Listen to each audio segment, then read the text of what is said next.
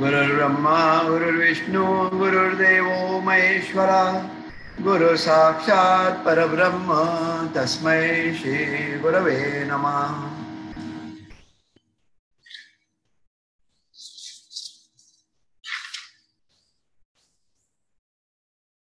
मागच्या वेळेला जो काय आपला अभ्यास चालू होता त्या अभ्यासामध्ये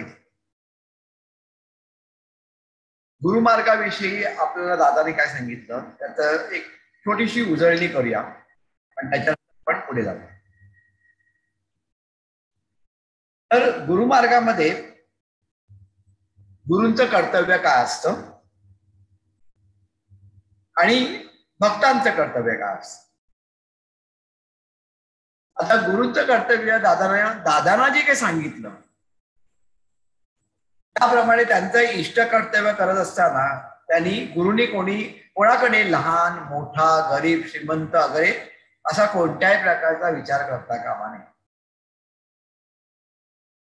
आणि भक्तांचं कर्तव्य काय तर भक्तांनी जे काही गुरुंनी सांगितलं त्याप्रमाणे त्यांनी त्याचं आचरण करायचं एवढंच. आणि दादाने काय सांगितलं की आपला हा जो गुरुमार्ग आहे हा इतरांपेक्षा वेगळा आहे आणि हा प्रामुख्याने भूत भविष्य आणि वर्तमान ह्या तिन्ही काळांवरती अवलंबून नाही. नॉर्मली कसं असतं जे काय झालंय आताच जे काय आणि पुढे जे काय घडणार आहे या तिन्ही काळांवरती सगळ्या गोष्टी अवलंबून असतात. हा मुख्याने मुख्य फरक आहे. आणि अडीअडचणी येतात जशा अडीअडचणी येतात तशा त्या जातात. परंतु काय होतं अडीअडचणी येतात आणि जातात याच्यामधला जो काळ आहे तो पीडादायक असतो असं आपल्याला वाटतं. परंतु दादा काय म्हणतात की तो पीडादायक नसतो. त्यावेळेला आपण असा विचार करायला पाहिजे की माझ्या आयुष्यामध्ये दुःख आलेलं आहे या दुःख असण्याच्या त्या परिस्थितीमध्ये मला काय फायदा झाला याच्याकडे आपण लक्ष देत नाही. तसं बघायला गेलं तर एवढे सामर्थ्यवान जे गुरु आहेत त्यांना आपल्या आयुष्यामध्ये असलेलं हे जे दुःख आहे याचं निवारण करणं अशक्य आहे का नाही. शक्य आहे.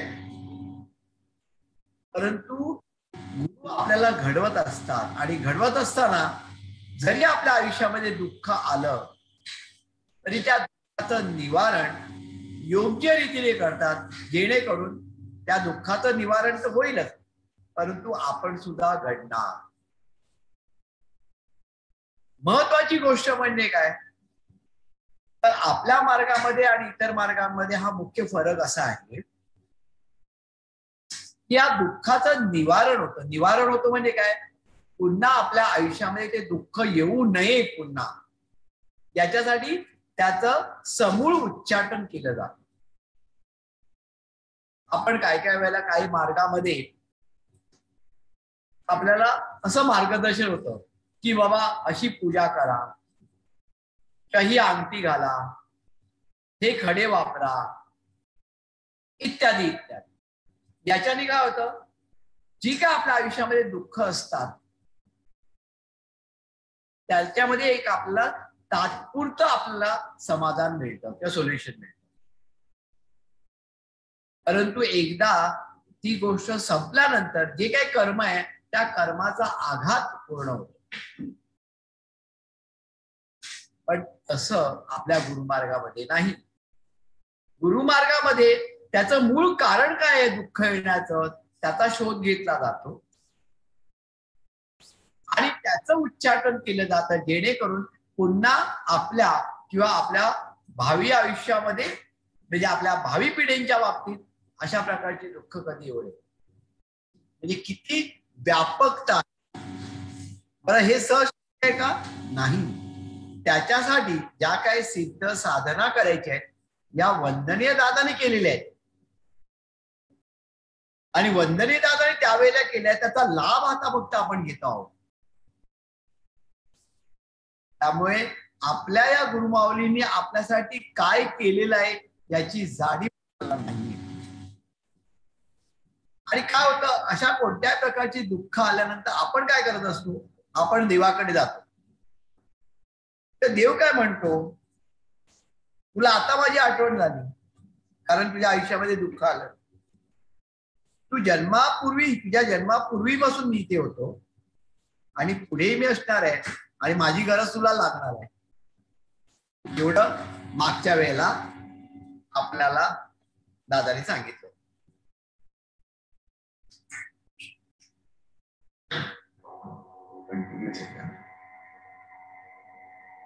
कार्यारंभी परमपूज्य हाजीबाबांची आज्ञा अशी होती की जगापुढे कार्य कर. म्हणजे आधी हाजीबाबांची जेव्हा भेट झाली आणि औदुंबर क्षेत्री ज्यावेळेला त्यांना आज्ञा झाली होती की इथे औदुंबर क्षेत्री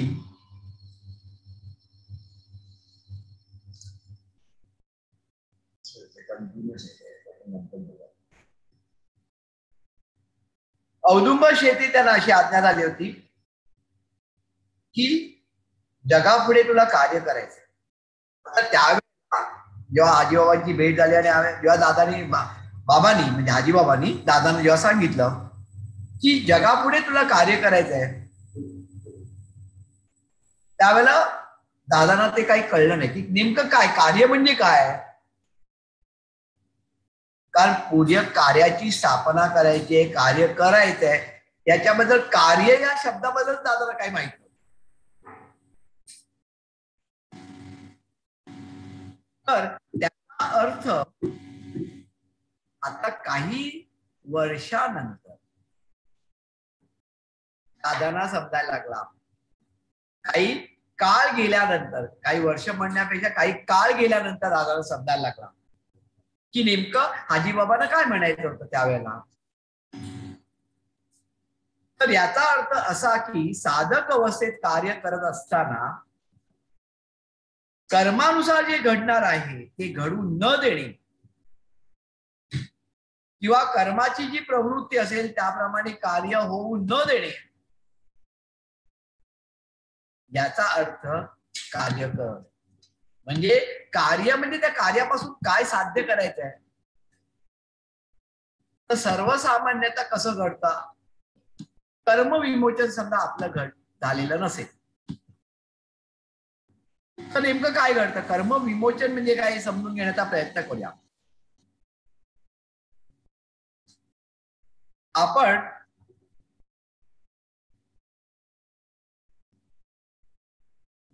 पहिल्या सुरुवातीच्या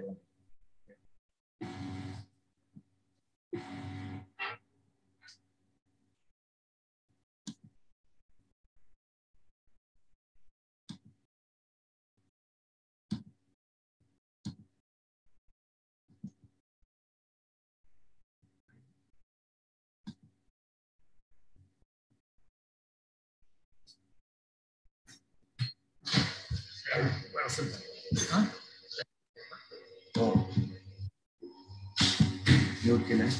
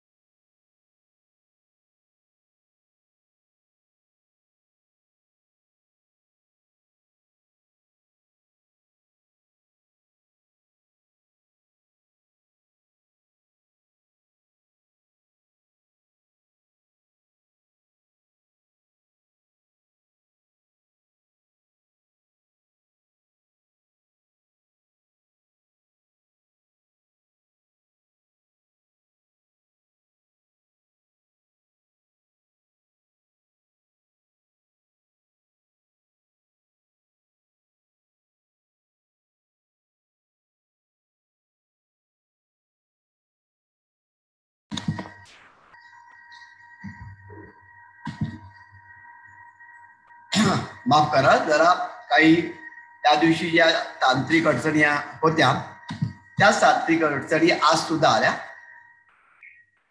आपण पुन्हा सुरुवात करूया, कारण काही जणांना ते ऐकू आलं नाही.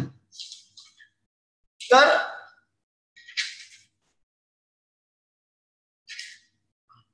कार्यारंभी परमपूज्य हाजी बाबांची आज्ञा अशी होती की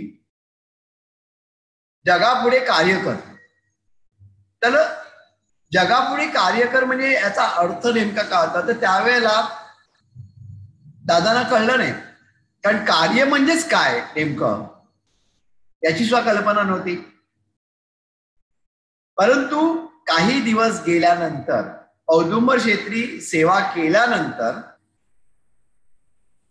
त्याला त्याचा अर्थ समजायला लागला. आणि दादानी सांगितलं, म्हणजे बाबांनी सांगितलं, कर्मानुसार जे घडणार आहे ते घडू न देणे किंवा कर्माची जी प्रवृत्ती असेल त्याप्रमाणे कार्य होऊ न देणे. कळलं की नाही? तर कार्य न होऊ देणे म्हणजे कार्य. म्हणजे आपण हा मुद्दा आताच विचारात घेत होतो, काय की कर्माची जी प्रवृत्ती असेल, कर्म विमोचन म्हणजे नेमकं काय असतं. तर आपल्या मागच्या अनेक जन्मामध्ये आपल्याला काही सवयी लागलेल्या असतात, म्हणजे आपण कर्म केलेले असतात आणि त्या कर्माप्रमाणे आपल्याला काही सवयी लागलेल्या असतात.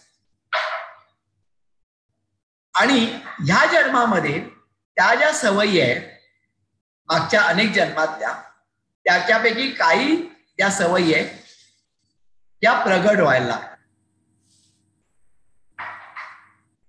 आपण आपल्याला जे काय वाटतं कर्म विमोचन म्हणजे काय आणि दादांनी जे काही सांगितलं याच्यामध्ये कसा फरक आहे आपण जाणून घेण्याचा प्रयत्न करूया. आपल्याला काय वाटत असं कर्म विमोचन म्हणजे काय, आपल्याकडनं काहीतरी मागच्या जन्मामध्ये खूप चुकलं आणि आता त्याचं विमोचन करायचं, म्हणजे ते जे कर्म आपण केलेलं आहे त्याचा प्रायश्चित्त करायचं. असं नाहीये. कर्म विमोचन म्हणजे काय, ज्या काही चुकीच्या गोष्टी आपल्याकडे त्यावेळेला घडल्या त्या चुकीच्या गोष्टी आता पुन्हा जेव्हा आपण जन्म घेतो त्यावेळेला त्या आपल्याकडनं घडाव्या असं कर्म आपल्याला प्रवृत्त करत असतं. आणि ते तसं करू न देणं म्हणजे कर्म विमोचन.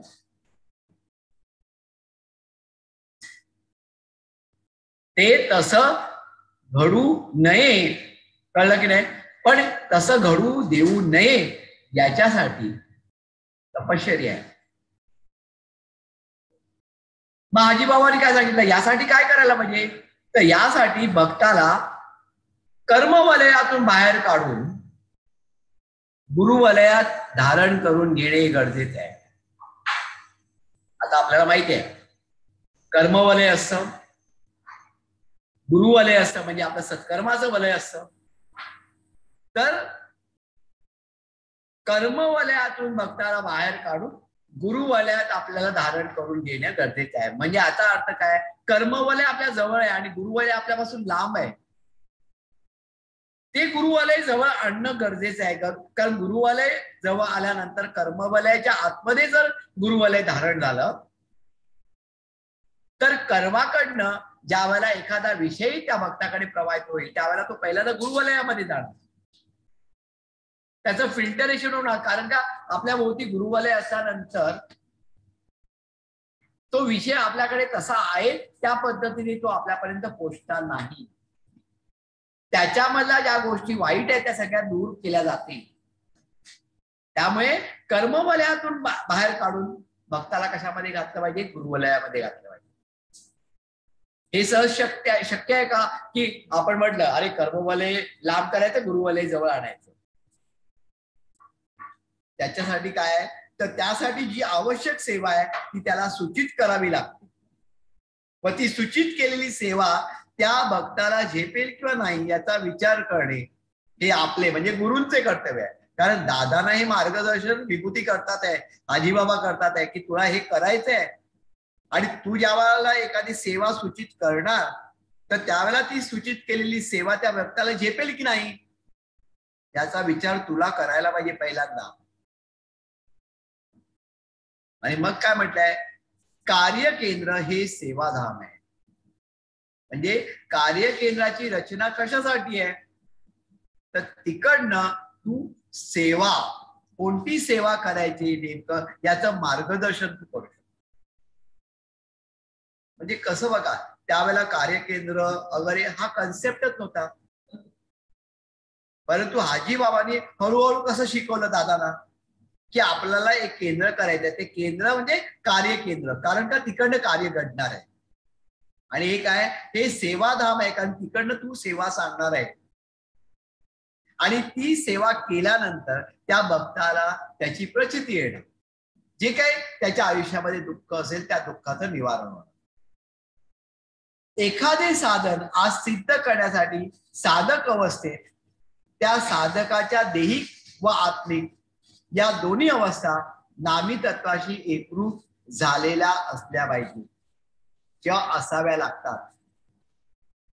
आता ज्या वेळेला आपण असं म्हणतो काय की एखादे साधन जेव्हा सिद्ध करायचंय तर त्यावेळेला त्या साधकाच्या देहिक आणि आत्मिक अशा दोन्ही अवस्था नामी तत्वाशी एकरूप झालेल्या असाव्या लागतात. म्हणजे काय, तर इतरत्र दादाने आपल्याला सांगितलंय की ज्या वेळेला आपण त्या गुरुमार्गामध्ये प्रवास करत असतो, आपण एका स्टेजवरनं दुसऱ्या स्टेजला जातो, दुसऱ्या स्टेजवरनं तिसऱ्या स्टेजला जातो. तर प्रपंचामध्ये 3 अवस्था साधारण झाल्या. कोणत्या कोणत्या, पहिल्यांदा साधक, त्याच्यानंतर सिद्ध आणि त्याच्यानंतर साध्य. आता ज्याप्रमाणे ह्या 3 अवस्था या प्रपंचात आहे, तशाच प्रकारच्या 3 अवस्था ह्या परमार्थामध्ये. आणि प्रपंचामधल्या साधक, सिद्ध आणि साध्य, ती शेवटची जी अवस्था आहे साध्य अवस्था, ती प्रपंचातील साध्य अवस्था म्हणजे परमार्थातील साधक अवस्था.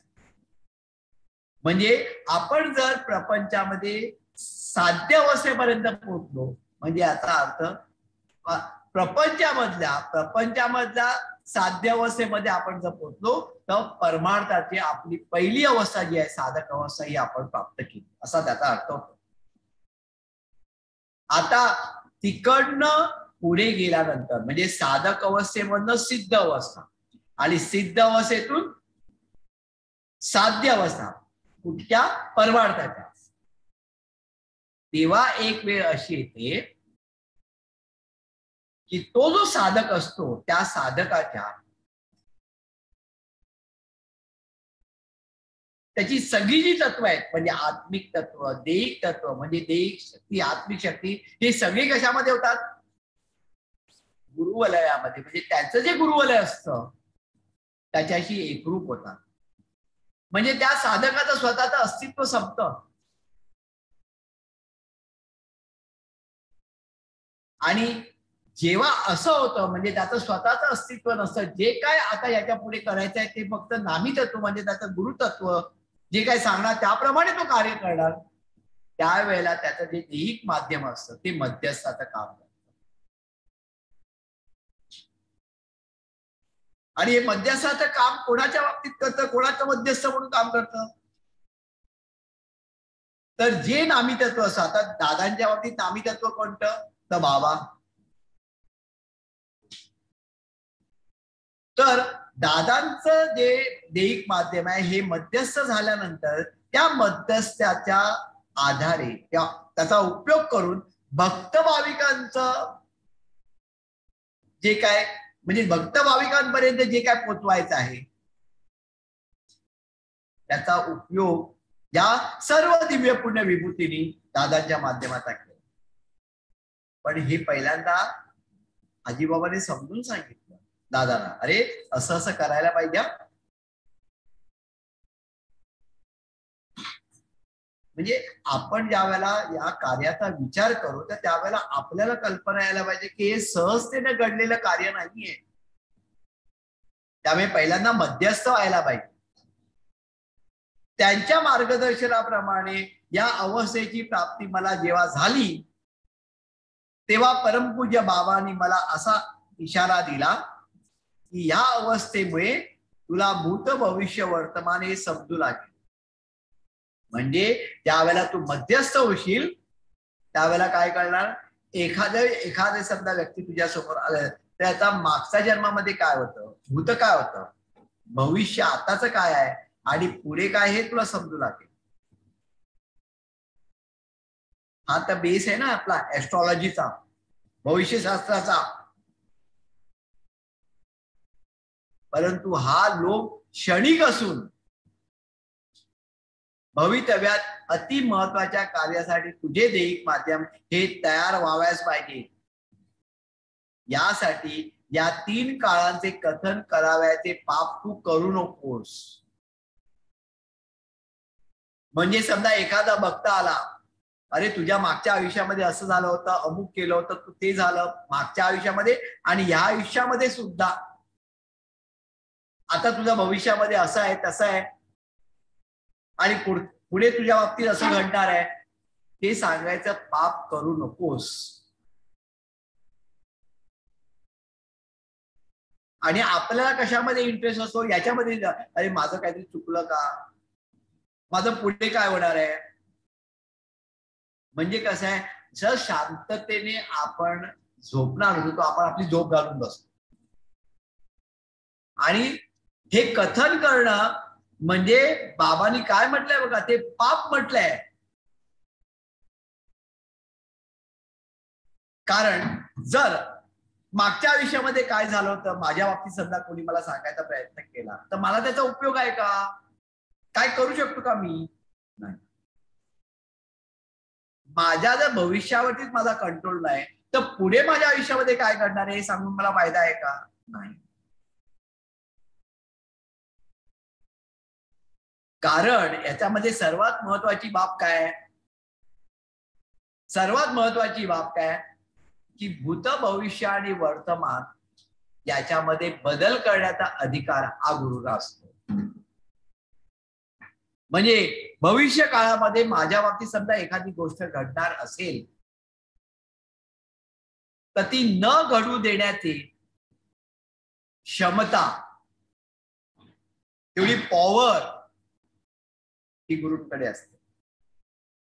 आणि हे फक्त तत्वज्ञान आपण फक्त इथे मांडतो असं नाही, हे प्रत्यक्षात तत्वज्ञान त्याची प्रचिती वक्तांनी घेतलेली आहे. असे कित्येक भक्त भाविक आपल्या मार्गामध्ये आलेले आणि त्यांच्या बाबतीत त्यांना सांगितलेले आहे की बाबा असं असं तुमच्या बाबतीत घडणार नाही. म्हणजे काय, एखाद्याला सांगितलंय तुझं लग्न होणं शक्य नाही, लग्नाचा योग नाही, आणि त्याच्यानंतर गुरुमार्गामध्ये प्रसाद घेतल्यानंतर सेवा केल्यानंतर लग्न झालंय. असं सुद्धा सांगितलंय की बाबा तुला मुलं होणार नाही, मुलांचा विचार करू नको, संततीचा विचार करू नको. आणि त्याच्यानंतर मुलं व्यवस्थितपणे झालेले आहे. तुझं आयुष्य अल्प आहे, अजून 5 ते 10 वर्ष फक्त आहे, परंतु आयुष्य भरपूर मिळून अगदी 80-90 पर्यंत सुद्धा गाठलेले लोक आहेत. मग हे जे भूत भविष्य आणि वर्तमान आहे, आणि बेसिकली वर्तमान हे बदलण्याचं सामर्थ्य जे आहे ते कोणामध्ये आहे, हे कोणाकडे आहे, हे सामर्थ्य गुरूंकडे आहे. आणि हे सामर्थ्य त्यांना प्राप्त झालेलं आहे किंवा त्यांनी प्राप्त केलेलं आहे. आणि ते प्राप्त कसं केलेलं आहे तर तपश्चर्या करून. आणि यावेळेला हे साधक अशी तपश्चर्या करत असतात तर त्यावेळेला ते आपला स्वतःचा जरा सुद्धा विचार करत नाही, आपल्या कुटुंबाचा विचार करत नाही. प्रपंचामध्ये जन्म घेऊन फक्त दुसऱ्याचा विचार करणं किती डिफिकल्ट असं विचार करा. कारण का, कुठेतरी आपली बायको, आपली मुलं, आपली नातवंड कुठेतरी मनामध्ये येऊ शकतं. परंतु या सगळ्या गोष्टीला बाजूला ठेवून केवळ दुसऱ्यांसाठी जेव्हा विचार केला जातो तेव्हाच परमेश्वर आपली शक्ती त्या साधकाच्या मागे लावते. आणि अशा प्रकारचा गुरुमार्ग हा आपला आहे. किंबहुना आपण एवढा सगळा लाभ घेत असताना आपल्या गुरुनी काय केलं आपल्यासाठी त्याची कल्पना तरी आहे का? दादानी कधी म्हटलंय का की माझं नाव घ्या, अमुक घ्या? दादाने नाही कधी सांगितलं. कम्पेअर करा आपण आपला गुरुमार्ग आणि दुसऱ्याच्या गुरुमार्गाचं कंपॅरिझन केल्यानंतर कोणता श्रेष्ठ आहे वगैरे सांगायची गरज नाही. आपण तो अनुभव आहे. आपल्या गुरूंनी कधीच सांगितलं नाही की माझं नाव घ्या, दादा महाराज की जय वगैरे म्हणा म्हणून. हे भक्तांनी त्यांच्या नंतर त्यांच्या पश्चात ठरवलं. त्यांनी फक्त मानलं कोणाला? त्यांच्या गुरुंना. त्याला सगळ्या विभूतींनी मार्गदर्शन केलं, परंतु ते म्हणाले की मला सांभाळणारी माऊली म्हणजे कोण? तर बाबा. ते एवढे एकरूप झाले होते बाबांची की दादा आणि बाबा यांच्यामध्ये फरक सुद्धा लोकांना समजत नसे झाला. जरा पुढे जाऊया आपण, कारण आता भूत भविष्य याचं सांगायचं पाप करू नको. याचं कारण काय? तर याचे कारण म्हणजे साधक अवस्थेमध्ये स्थळ, काळ आणि वेळ याचे ज्ञान होण्याची अवस्था प्राप्त करून जगाच्या कार्ययंत्रणेमध्ये अदलाबदल करावायचे आहे. आणि असे अदलाबदल केले तरच सृष्टी झाले तर मनुष्याला सुख, शांती, समाधान लाभणार आहे. म्हणजे पुढचं जे गणित आहे ना ते स्थळ, काळ आणि वेळावरती अवलंबून आहे. आणि त्याचं ज्ञान आपल्याला करून घ्यायचंय. आपल्याला भूत, वर्तमान आणि भविष्य हे नको आहे, तर आपल्याला स्थळ, काळ आणि वेळ याचं ज्ञान करून घ्यायचंय. आणि स्थळ, काळ आणि वेळ यांचं ज्ञान आपण केल्यानंतर मग काय करायचंय? तर जगाची जी कार्य यंत्रणा आहे याच्यामध्ये काही अदलाबदल करायचे. ते नेमके अदलाबदल काय पुढे आपल्याला समजतं. आणि जर असे अदलाबदल आपण करू शकलो तरच भविष्यात मनुष्याला सुख, शांती आणि समाधान लाभणार. पुढे काय म्हटलंय बघा बाबांनी. दीक्षेची जबाबदारी ही गुरूंवर असते व भक्ताचे कर्तव्य फक्त गुरु आज्ञेचे पालन करणे असते. म्हणजे नेमकी दीक्षा द्यायची म्हणजे काय करायचं? दीक्षा म्हणजे काय? दीक्षा याचा अर्थ काय होतो? दीक्षा याचा अर्थ गुरूंकडनं आपल्याला जेव्हा एखादी दीक्षा प्राप्त होते त्याचा अर्थ आपल्यामध्ये स्थित्यंतर होते. स्थित्यंतर घडवण्याची आणि चांगल्यासाठी स्थित्यंतर घडवण्याची जी क्षमता आहे, जी शक्ती आहे, ती शक्ती म्हणजे दीक्षा. थोडक्यात त्याला नावं बरीच आहेत. म्हणजे आपल्या मार्गामध्ये दादानी सांगितलेल्या दीक्षा कोणत्या आहेत? लेत उपासना दीक्षा, नामस्मरण दीक्षा, अनुग्रह दीक्षा, त्याच्यानंतर गुरु दीक्षा, कारण दीक्षा आणि सर्वात शेवटची म्हणजे महाकारण. काय म्हटलंय पुढे? त्यांचे कार्य व त्या दीक्षेचा संबंध कोठे आहे हे समजलं पाहिजे. म्हणजे नेमकी उपासना दीक्षा म्हणजे काय आणि कधी दिली गेली पाहिजे. नामस्मरण म्हणजे काय, त्याच्यापासून काय प्राप्त होणार आहे, अनुग्रह म्हणजे काय, गुरुदीक्षा म्हणजे काय. कारण आपण मागच्या जीव होतो. आपण जीव 84 लक्ष योनीतून स्थित्यंतर होत होत होत आपण त्या जीवाचे जीवात्मा झालो. आता जीवात्मातून लक्षात ठेवा आपल्याला पुढे जायचंय. परंतु काय आलं? जीवात्मा म्हणून आपण वरती गेलो, पुन्हा खाली आलो, पुन्हा वरती गेलो, खाली आलो. म्हणजे हे चक्र चालू आहे आपल्या. पुनरपी जननम, पुनरपी मरणम. आणि जीवात्माच चालू आहे. नशिबाने आपल्या बाबतीत तरी आपण जीवात्मामधून मागे गेलो नाही जीव म्हणून. पण तशा प्रकारची समजा घाणेरडी कृत्य आपल्या हातून घडली असती, जर आपण जनावरांसारखे वागलो असतो, जनावरांसारखे वागलो असं म्हणजे काय जनावर चुकीचे वागतात असं नाही.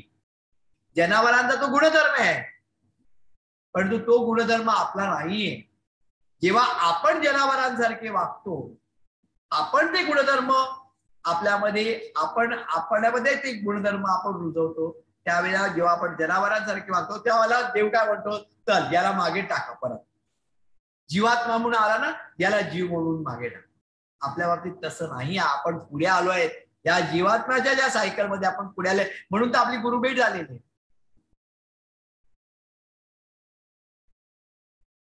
प्रत्येक भाविक भक्त भाविक जो कार्य केंद्रावरती पोहोचलाय, हा निवडला गेलेला आहे, लक्षात ठेवलं पाहिजे.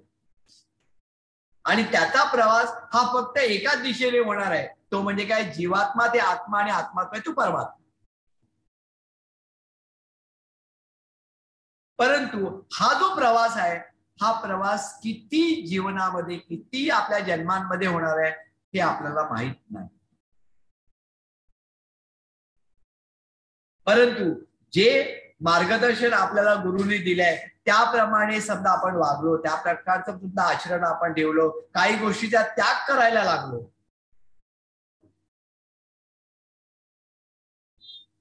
ते ह्या आपल्याला कमी जन्मामध्ये प्राप्त करता येईल.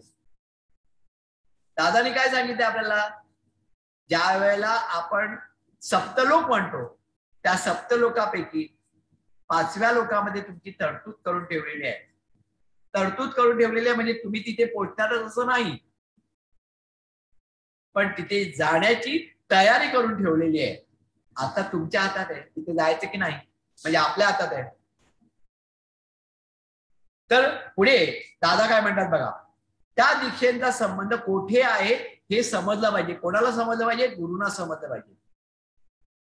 या दीक्षाविधींचा आरंभ 2500 वर्षापूर्वी झालेला असून वेळोवेळी जशी आवश्यकता भासली त्याप्रमाणे त्या त्या दीक्षेची सिद्धता केली गेली आहे. म्हणजे हा जो दीक्षाविधी आहे याचा आरंभ कधी झालाय, 2500 वर्षापूर्वी.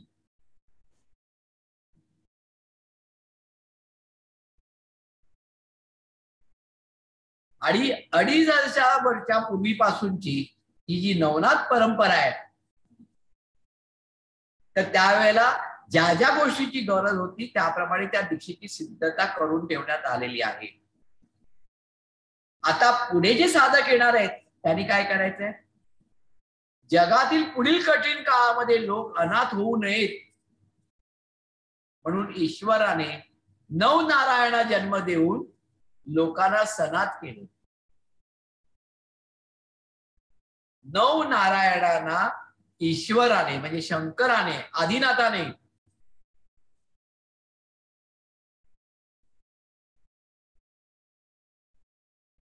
नवनारायणांना जन्म दिला. आणि ते नवनारायण जेव्हा पृथ्वीवरती अवतरले ते नवनाथ. आणि आपण जे अनाथ होणार होतो त्या लोकांना सनाथ केले. म्हणजे आपल्याला कोण माता पिता कोण नाही, कोण सांभाळणारच नाही, आपल्यावरती कृपाछाया आली. व या कार्यामध्ये अनेक प्रकारची साधन सिद्धता केली. आता ही सिद्धता पूर्वीच करून ठेवली आहे व जशी वेळ त्याप्रमाणे साधकाचे माध्यम भवितव्यात कार्य करणार आहे. सगळं तयार आहे. जेव्हा गरज लागेल त्यावेळेला फक्त ते जे सिद्ध करून ठेवलंय ते फक्त खाली जमिनीवरती येणार आणि कार्य करणार. ज्या वेळेला आपण असं म्हणतो की शास्त्रज्ञ शोध लावतात, पेनिसिलिनचा शोध लागला. आता पेनिसिलिनचा शोध लागला किंवा कोणताही शोध म्हणा, तो शोध म्हणजे काय, ऑलरेडी होता. फक्त काय झालं की जेव्हा ईश्वराला कळलं की याची गरज आहे त्यावेळेला पेनिसिलिनचा जो शोध लागला, तो जो सायंटिस्ट आहे फ्लेमिंग, त्याची तार तिथे जुळली आणि त्याच्या माध्यमातून तो शोध लागला. तर असं काळाची गरज म्हणजे आता नाही, पुढे सुद्धा, आता आपल्या नंतर सुद्धा अजून 100 वर्षानंतर, 200 वर्षानंतर, 300 वर्षानंतर कशाची गरज आहे हे ऑलरेडी ईश्वराला माहिती आहे आणि त्यांनी तयार ठेवलेले आहे. त्यावेळेला एक साधक जन्माला येणार, तो साधक ते जे ऑलरेडी सिद्ध करून ठेवलंय त्याची तार जुळणार आणि त्याच्या माध्यमातून ते खाली येणार, अवतीर्ण होणार आणि सगळ्या मानव जातीला त्याचा फायदा होणार. अशाच प्रकारच्या काही गोष्टी आपल्या दादांच्या माध्यमातून या विभूतीने केलेल्या आहेत. अतिशय पुढचं वाक्य महत्वाचं आहे. काय म्हटलंय? माझ्या जीवनात मला तप करावयाचे नसून माझ्या माध्यमातून तपश्चर्या घडवायची होती. तप म्हणजे काय? फक्त बसून फक्त तसं करायचं नाहीये. तर माझ्याकडनं तपश्चर्या घडवायची होती, म्हणजे लक्षात कार्य घडवायचं होतं आणि त्याच्यासाठी मला परमपूज्य साईबाबांनी औदुंबर क्षेत्री जायला सांगितलं. आणि कशासाठी? तर ही आज्ञा झाली, तिचा लाभ भवितव्यात तुम्हा भक्तांना व्हावा म्हणून वंश विमोचन आणि कर्म विमोचन ही साधने तिथे सिद्ध केली. म्हणजे औदुंबरला गेल्यानंतर वंश विमोचन आणि कर्म विमोचन ही साधनं सिद्ध केली. आणि दादा काय म्हणतात बघा, या दोन्ही साधना दुर्लभ असून त्यांची प्राप्ती साधकाला करण्यासाठी सर्व संघ परित्याग करावा लागतो. म्हणजे सगळ्या परिस्थितीतून लक्षात ठेवा तुम्हाला जावं लागतं. आपण ज्यावेळेला औदुंबर क्षेत्री दादा आले तेव्हा फक्त आपण त्यांचा एक भाग बघितला. आपल्याला म्हणायला किती वाटलं आणि थोडंसं दुःख मनात झालं. काय? उघड्यावरती बसत, ओरीमध्ये राहत, कडाक्याच्या थंडीमध्ये माधुकरी मागायचे, म्हणजे 5 घरामधनं जे काय दीक्षा मिळेल खायला ते घेऊन यायचं. पाण्यामध्ये मुचकायचं, म्हणजे त्याच्यामधला रस काढून टाकायचा, त्याचे 4 भाग करायचे आणि त्याच्यातला एक भाग स्वतः खायचा. हे म्हणायला सोपं आहे. रात्री संध्याकाळी जेवायचं नाही, काहीतरी ताक वगैरे असं घ्यायचं. आणि अशी 2.5 वर्ष दादानी त्या तिथे काढली. त्यावेळेला या सिद्धता झाल्या. त्याच्यामधलं पहिलं साधक म्हणजे वंश विमोचन आणि कर्म विमोचन. आणि वंश विमोचनाची काही हवनं सुद्धा मुंबई येथील हाजी मलंग बाबांच्या गडावरती काही त्या ठिकाणी वंश विमोचनाची हवनं घडली. त्यावेळेला ती वंश विमोचनाची जी हवनं आहेत ती करण्यासाठी बाबा नाही, दादा आणि सर्व त्यांच्या बरोबरचे सहकारी, त्यांचे बंधू रामभाऊ आणि बरेचसे त्यांच्या बरोबरचे सहकारी हे रात्री जायचे गडावर. आपण ज्यावेळेला हाजी मलंग गडावरती जेव्हा जातो आता सुद्धा विचार करा, दिवसात आपल्याला सगळं प्रसन्न असताना सुद्धा चढताना राहतो. रात्री मंडळी जायची, त्यावेळेला कोणत्याही प्रकारची सोय नव्हती. काळोखामध्ये वरती जायचं आणि कडाक्याच्या थंडीमध्ये ही हवनं करायची. एकदा तर असं घडलं होतं की त्या तिथे पोहोचल्यानंतर कोणाच्या तरी लक्षात आलं काय बा एक कोणती तरी गोष्ट आपली आडायची नाही. पुन्हा तिकडनं गड खाली उतरून घरी येऊन ती वस्तू घेऊन पुन्हा गेले होते. म्हणजे विचार करावे आपण की आपण असं काय केलं असं म्हणलं जाऊ दे चला पुढच्या वेळेला बघू. नाही, अशा रीतीने ही विमोचन हवनं घडल्यामुळे एक आपल्याला प्राप्त झाले.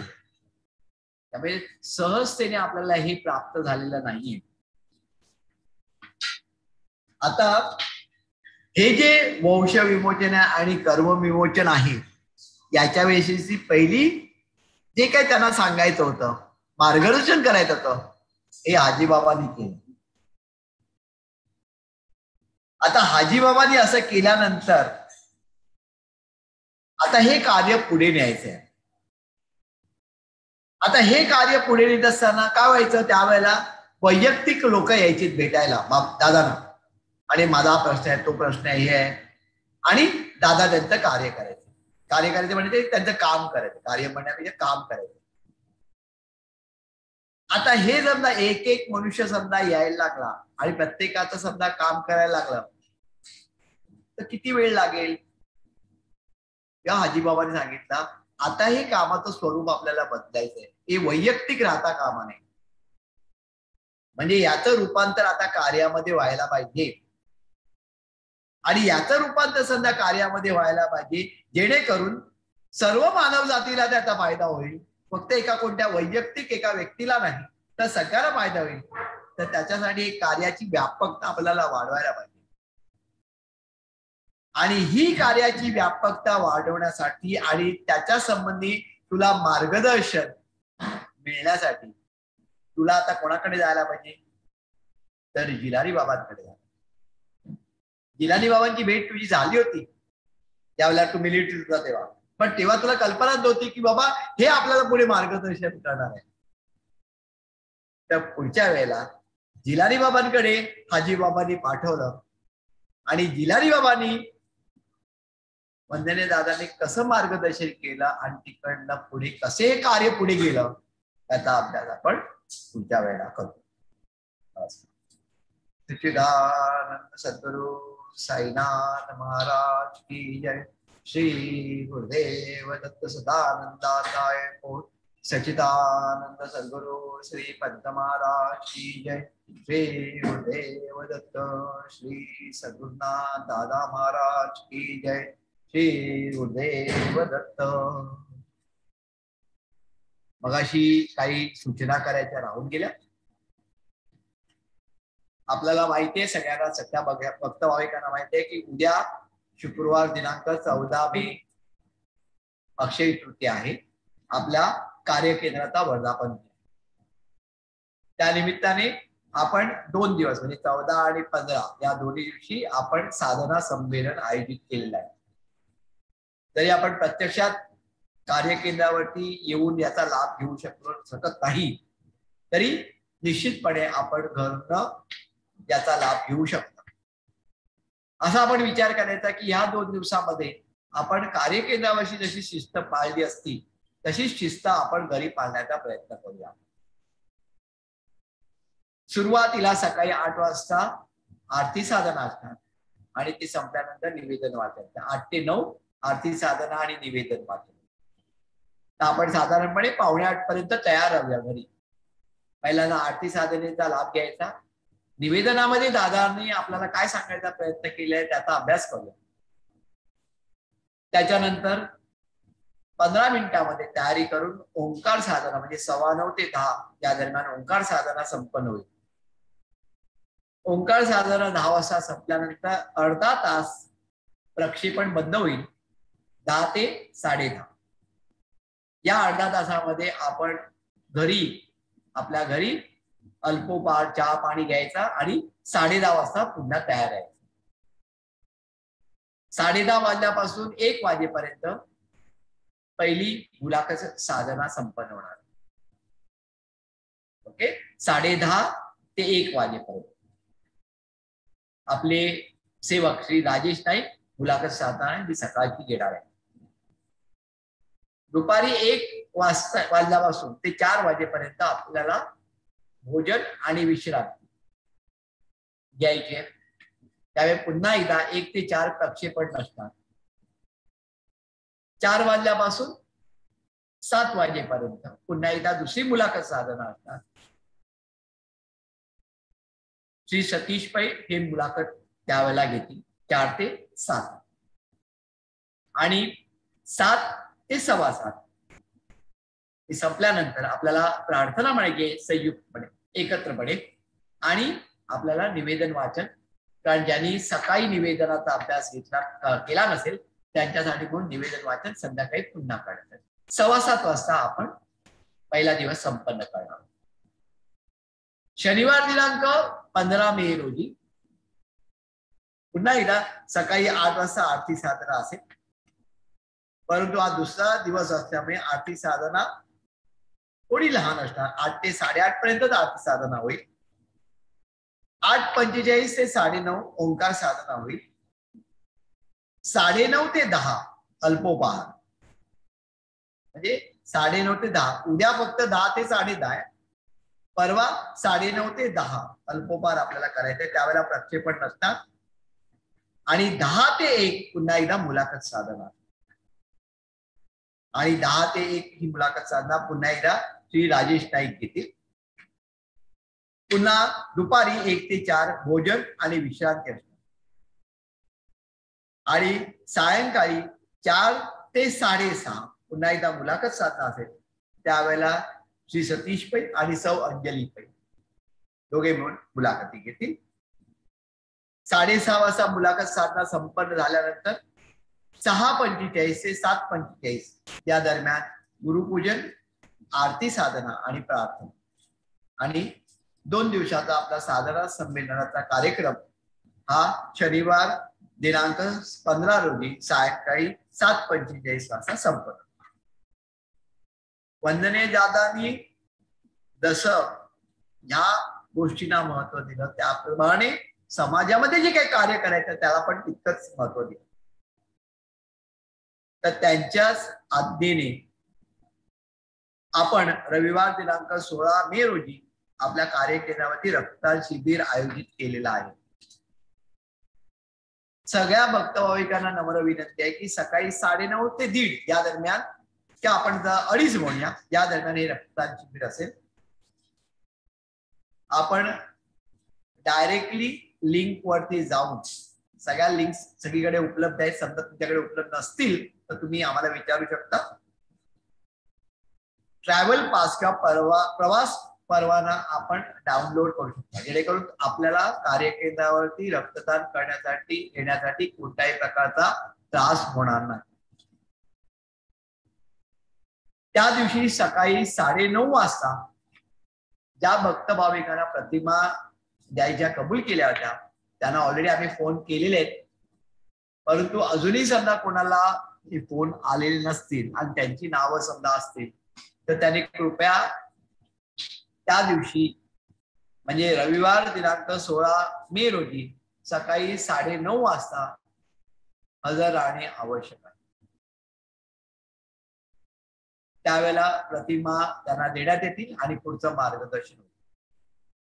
आता 2 दिवसाचं जी साधना संमेलन आहे याचा लाभ तुम्ही घरनं घेणार.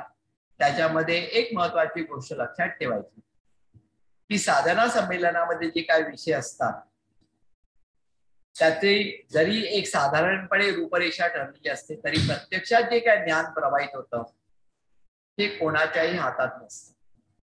परंतु निश्चितपणे आपल्या डोक्यामध्ये असलेल्या बऱ्याचशा प्रश्नांची उत्तरं आपल्याला त्या संमेलनामध्ये प्राप्त होत असतात. किंबहुना जो मुलाखत घेत असतो त्याला सुद्धा बऱ्याचशा गोष्टी त्याच वेळेला समजतात. या भावनेने की बाबाला आपल्याला दादांकडनं, दादाबाबांकडनं आपल्याला ज्ञान प्राप्त करून घ्यायचं आहे, या भावनेने आपण या संमेलनांकडे बघूया आणि त्याचं जे पावित्र्य आहे ते ठेवण्याचा आपण प्रयत्न करूया.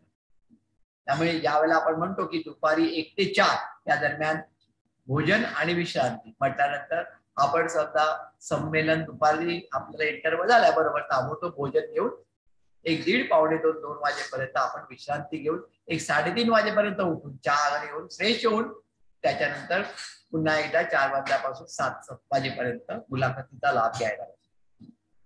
आणि आपण कार्यकेंद्रावरती ह्या अशा प्रकारची आपण टाइम टेबल शेड्यूल एवढ्यासाठीच करतो की जेणेकरून त्या मुलाखतीचा लाभ सगळ्यांना व्हावा. आणि अजून एक सगळ्यांना नम्र विनंती की हा जो रक्तदानाचा शिबिराचा तो आपला कार्यक्रम आहे तो सुद्धा आपण यशस्वी करण्याचा प्रयत्न करूया. कदाचित अशी शक्यता आहे की काही कारणामुळे आपण स्वतःहून रक्तदान करू शकत नाही.